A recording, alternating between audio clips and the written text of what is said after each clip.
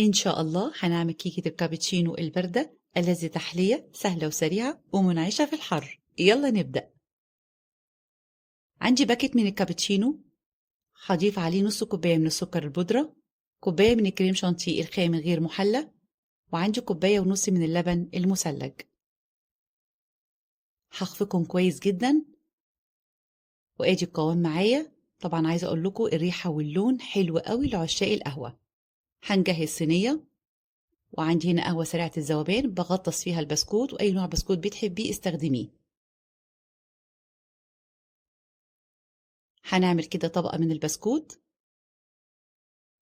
وطبقة من الكريمة. وزعي بقى الكريمة بتاعتك، وهنكرر باقي الطبقات، طبقة بسكوت وطبقة كريمة. آخر طبقة معايا بوزع فيها الكريمة بالشكل دوت، واعمليها كده على شكل زجزاج. هديها كده رشة من النسكافيه، أو ممكن تحطي رشة من الكاكاو المحلى.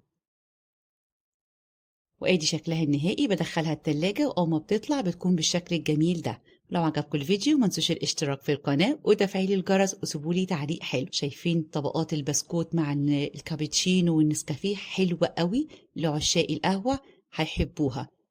سهلة وخفيفة وحلوة جدا في الحر. جربوها وبالهنا والشفا.